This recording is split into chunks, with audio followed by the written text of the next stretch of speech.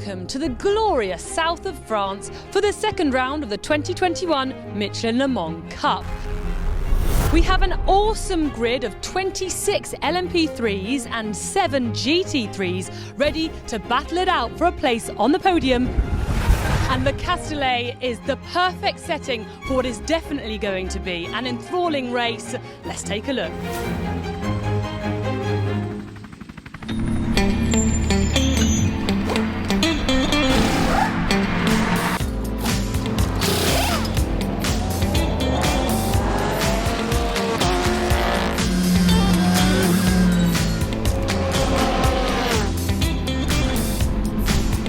After the opening round in Barcelona, Porsche Centrum Oberá Zürichsee by TFT have a 6-point advantage over Iron Lynx with AF Corsa in third.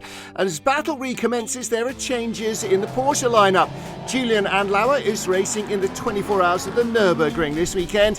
His seat has been taken by Wolf Hensler, Le Mans GT2 class winner in 2010.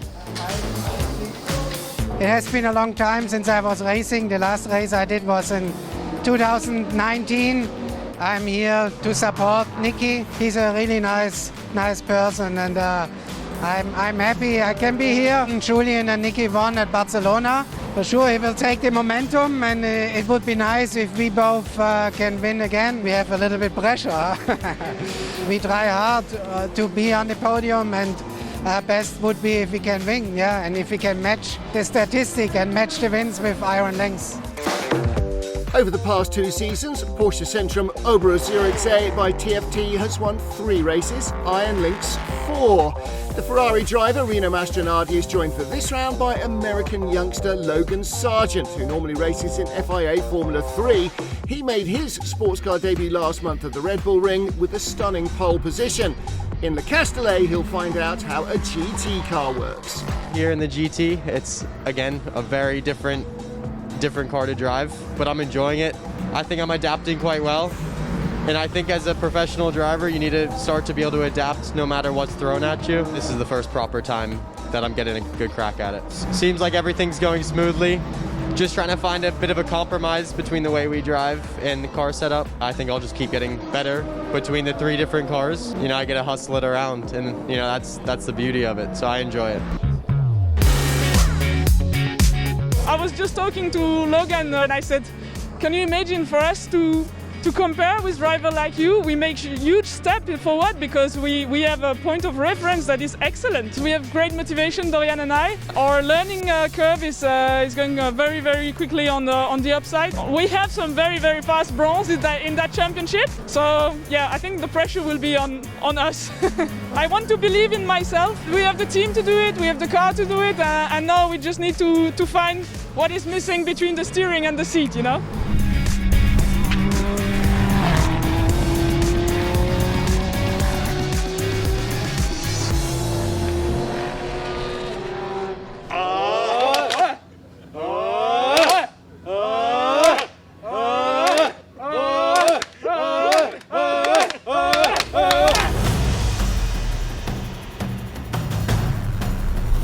The Michelin Le Mans Cup welcomed a new team this season from Iceland, named after Thor, the god of thunder. Team owner Audun Gudmundsson became the first Icelandic driver ever to compete in the series. It was just my passion and my dream to drive in a car like this, and I've been doing very well in my work, so I just think why not? I can improve so much, and I see that the car has so good skills, and I love the car. I get the call from Iceland in last December, and these guys know me because we have experience for GP3 and Formula Renault, and Audun his experience with this car is small at the moment. Already now we can see that he's doing better and better. He's done a good job, I think. We had some problems when we first got to Barcelona. We didn't have a lot of expectations going into quali, but he surprised us with the pace there, and also in the race we got a very decent result for a first attempt. We know that a lot of these teams are 3-4 years in with talented drivers, so we were expecting the worst, basically. We were just going to be, let's try not to be last. And with Audun's driving, I was really impressed. He seems to have taken to it quite naturally. At the moment, everyone's just enjoying the journey. I'm just a motorist. I like all kinds of vehicles, so I have a snowmobile, but my favorite sport in Iceland now is bucking on snow. He's the boss, also the driver. We try to help him where we can. We see which laps are going good where. It was 2019. I saw this first time this LMP3 car, and I thought, wow, this is the most phenomenal car I have ever seen. So then maybe something started in my mind to think if I can do this, I will. This car is so cool, loving it, and to see him, having big smiles is good.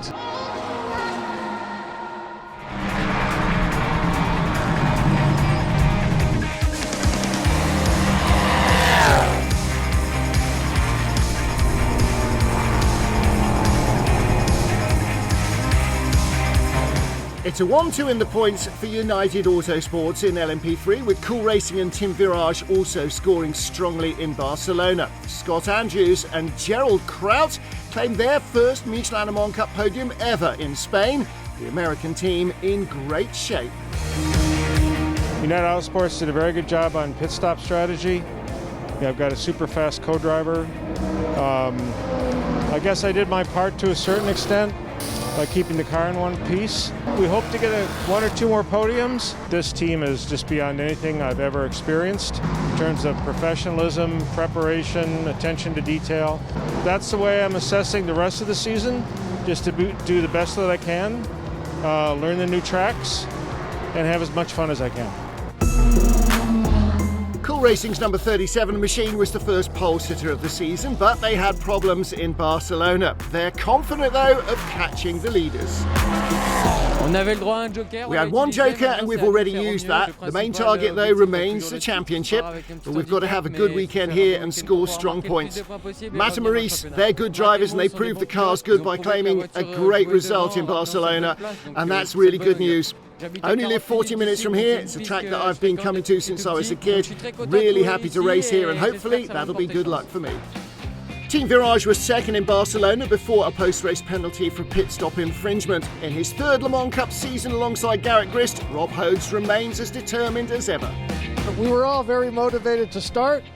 I think we're equally, if not more, motivated now. Garrett's great. I love driving with him. I love hanging around with him. It's a great teamship, I think. We certainly hope to be, in the top group in quali, for sure, to have a good spot to get going in the race, and then we'll let the race pace decide from there.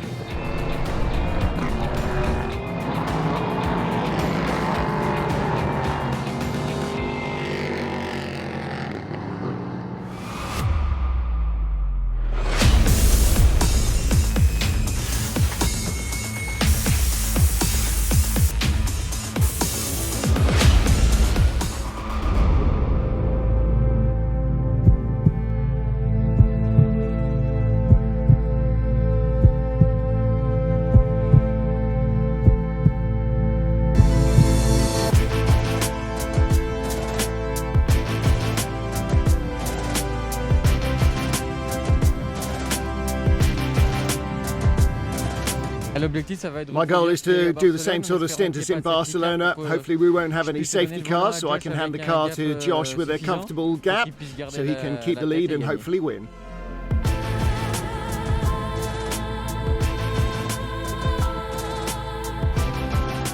Pole position is always good for us, so it's also 1 point, very good for the championship as well. Hopefully we keep the same kind of results that we got last year here. So I'm quite confident because the car has always been very good, so I think we'll do well.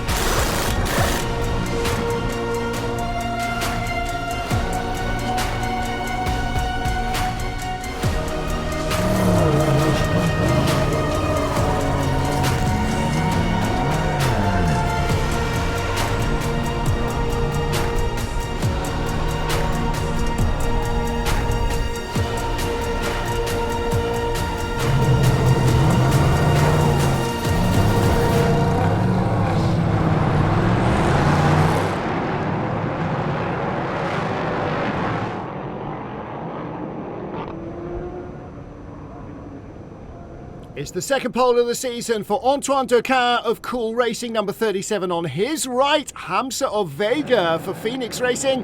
Rino Mastronardi, the GT3 pole sitter for Iron Lynx, ahead of Nicholas Leutwiler in the Porsche. Still bunching at the tail of the field. The lights change. We are racing in Le Castellet. The poleman with the inside line. He hangs on nicely. Hamza of Vega jumped for second by Alexander Matschel in the green and yellow. Ooh, someone's out wide there. And that is Pietro Piccinini as he comes back on. There's contact. Michael Benham can't avoid him. And there's more contact for the spinning car. So the TS Corsa team will have work to do.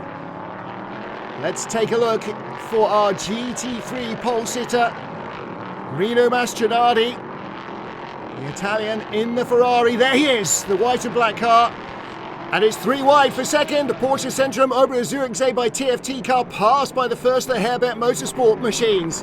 Whoa, flying out wide there. That's Daniel Schneider for United. And wow, Jonathan Brossard. Goodness me, he was almost in a different county and comes back on and spins under braking. Breathe, everybody. Doquin leads from Matschel and of Vega. In LMP3, the battle for fifth, Torsten Kratz and Maurice Smith. Maurice Smith hanging on. Kratz throws it up the inside in the W2M powered by Phoenix machine, and through he goes. Gets ahead of the American in the Cool Racing entry. Frantic stuff on the opening lap, and it's the same in GT3. There's the second place car, 91. That's the Herbert Motorsport Porsche. One of the two. Ralph Bone drives that one. And he's ahead of Nicholas Leutwiler in the Porsche Centrum Oberer Zürichsee by TFT car, the white and red. Leader is still the poleman, Rino Mastronardi in the white and black Iron Lynx Ferrari. Busy race. 3 Porsches ganging up on the Ferrari. Here's Rob Hodes, Team Virage, and that is not up to speed. He's had damage. Is that a puncture? Just dragging bodywork. It is a puncture. Hodes in the pits. Well, they have to rush the tyres out from the tyre warmers at the back of the garage. They weren't expecting anybody in at the end of lap 1. That's why it's taking so long. Lead battle, Antoine Doquin ahead of Alexander Matschel, the Rinaldi Racing driver, sticking to Cool Racing's poleman and race leader. And they are a long way clear of the rest. It's a 2-horse race right now. Drive-through penalty, car 23 for the contact with car 25. 23 United's John Schaumann had a lunge on this man, Jacques Wolf, in the 25 car. And unfortunately, he is coming back with a puncture. The whole lap to do. Mike Benham chasing down 10th place. Car number 3, Chris Cools for DKR Engineering. Benham goes up the inside. The RLR M Sport car had contact on lap 1 unavoidably, but looks like there are no long-lasting effects of that. Edex Sports, Patrice Lafargue spinning out of Virage Dupont and into the end of the guardrail. We are under safety car. We are under safety car. Leader to slow down to 80 kilometers. That will definitely bunch the field right back up again. Box, more box, you stay in your car. Oh, that could be a masterstroke from Cool Racing, getting their additional pit stop out of the way under safety car. And then they'll do a normal one at about the midway distance for fuel.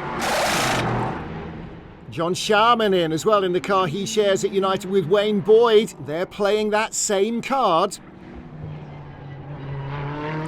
Safety car out. Oh, and in the background somebody is off into the barriers.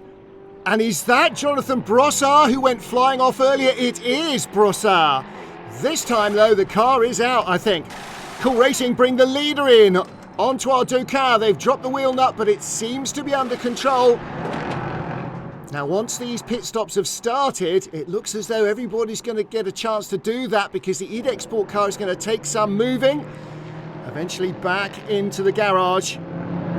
Good job, Mo, good job. He's going to take you in the straight line. Let's use him as a good help to catch up those guys ahead. So Antoine will pass you on the straight. The two Cool Racing cars, nose to tail. An hour and 20 minutes on the clock. Maurice Smith allows Antoine Ducan to go by. Use the quicker car as the engine to pull the train. Exactly right. And Maurice will do just that. That will give him a little bit, potentially, of a fuel advantage as well, if he can slipstream along behind his teammate on the quick straight here. And there's Josh Skelton, who is the other driver of the 37 car. Antoine Ducan coming up behind Eric de Donker in the Motorsport 98 machine. This is the battle now for 4th place. De Donker did not stop early. Through goes Ducan. No messing around there. Like a knife through butter. What a pass. Absolutely blew by the Motorsport 98 machine. And he's leaving his own teammate Maurice Smith trailing behind down the back straight. And Maurice is just ahead of this battle. Team Thor, the Icelander. Alden Gudmundsson pulling out of the slipstream. Inside Mark Krader at the end of the Mistral into Senior. He swallowed the bravery pills. Through he goes up to 7th. Good run from the Icelander. And there is Krader, the British driver in the Grey Market racing car. Replay here. Watch the Team Virage car in the background. Just a little contact there with Gerald Kraut in the United Autosports 22 car. Rob Hodes and Gerald Kraut both go spinning off.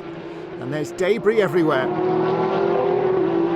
And it's not good times for United. This is 32, the sister car of Daniel Schneider, looping around in a spin and losing more places.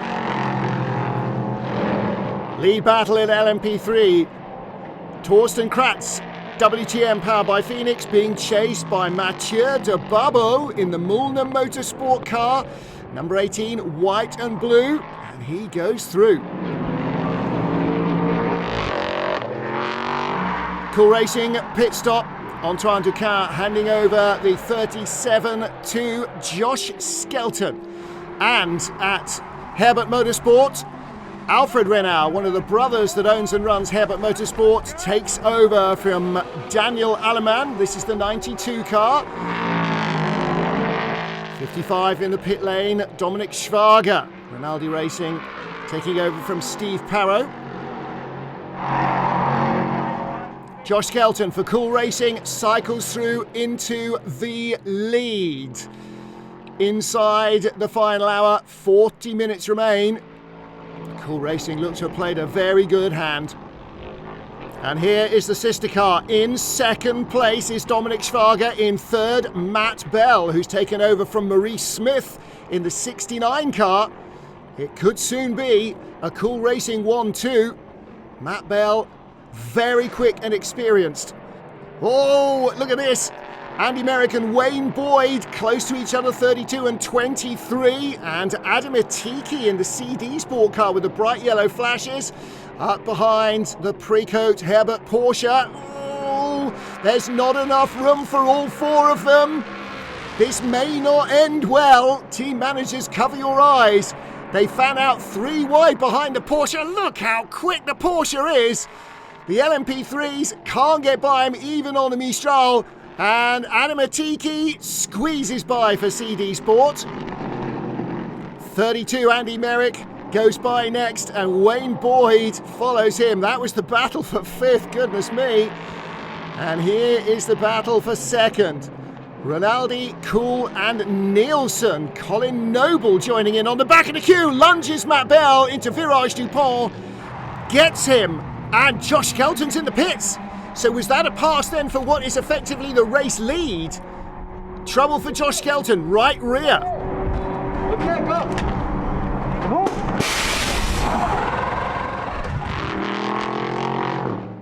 Currently P1, Skelton had a puncture. You have a 2-second lead over Matt Bell. You're doing the same lap time as him. Wow, fantastic news for Tony Wells and Colin Noble, who's driving the number 7 Nielsen car right now. They have inherited a lead inside the final half hour, and more drama. There's a fire aboard the Cool Racing car. Oh, they have had potential victory snatched cruelly away. More trouble for United. Wayne Boyd and Andy Merrick. No, don't touch each other, boys. Oh dear, 23 Wayne Boyd spins his teammate out. The former veteran Bentley driver will not be thrilled with that. Colin Noble leads from Matt Bell. The gap under 2 seconds. But Colin Noble keeping the Northerner at bay. Okay, Matt, your pace is now really, really good. You are matching Noble. Good job. In GT3, it is no karma. Alfred Renauer ahead of Logan Sargent, the young American in the Iron Lynx car that started on pole position with Rino Mastroianni. His first drive in a GT3 car here in Paul Ricard, and he is all over the back of Alfred Renauer in the 92 Herbert Motorsport Porsche. Meanwhile, Porsche Zentrum Oberzürichsee by TFT, Wolf Henze, the stand-in driver, is in 5th. The Iron Lynx number 9 machine, Dorian Pain, trying to get by. That's the Iron Dames car. 10 minutes on the clock, and still door handle to door handle in GT3. Fantastic racing here in the heat of southern France.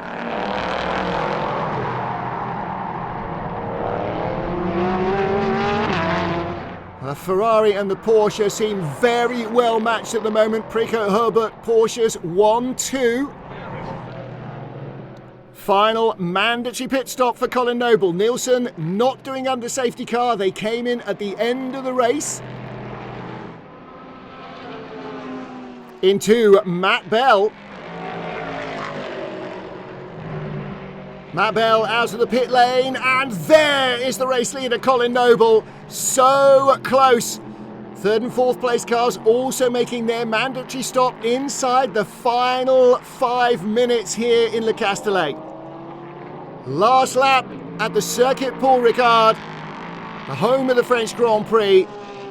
And it is Colin Noble who leads the race. Nielsen in front. Cool Racing chasing, but the checkered flag is out. Victory in France goes to Nielsen Racing, to Tony Wells and Colin Noble. Super, P1. Great job. Good strategy by the team, great racing, and a smidgen of luck as you always need. Precoat Herbert Porsche claim victory in GT3, the 91 out front. These are superbly experienced 24-hour racers. Nielsen, Cool and United's 23 car, the top 3 in LMP3. And our GT3 winners, Herbert Motorsport 1-2 ahead of the pole-sitting Ferrari from Iron Lynx. For the 37 Cool Racing car though, pole to disappointment. They didn't finish. Celebrations for Nielsen Racing, Tony Wells and Colin Noble. Yeah, the end was mega tight. I thought I built enough gap, but I got traffic on my in-lap for the pits, so I lost around about 2.5 seconds on the in-lap, and yeah, it made it very close at the end. But Tony handed over in a great position there at the start. You know, he climbed up a few spaces after not getting his lap in qualifying, and managed to climb back up, so yeah, good team effort. 3rd went to Wayne Boyd and John Charman from United. Matt Bell and Maurice Smith 2nd for Cool Racing. Colin Noble and Tony Wells for Nielsen are LMP3 race winners.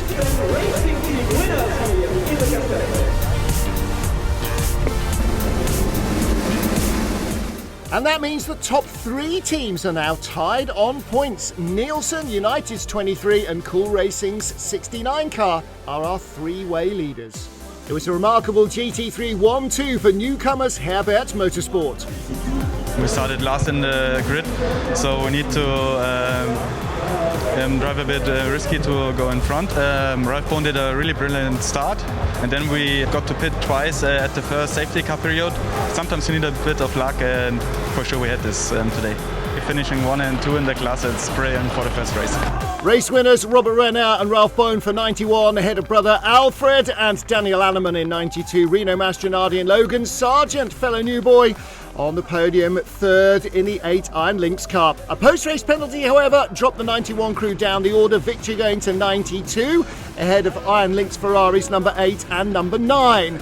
As the Herbert cars aren't registered for championship points, Iron Lynx now boasts a 5-point lead over Porsche Centrum Obra Zurich A by TFT, with AF Corsa in third. Will Ferrari bounce back next time out? We're at the Autodromo Nazionale di Monza on the 10th of July. We'll see you there to find out.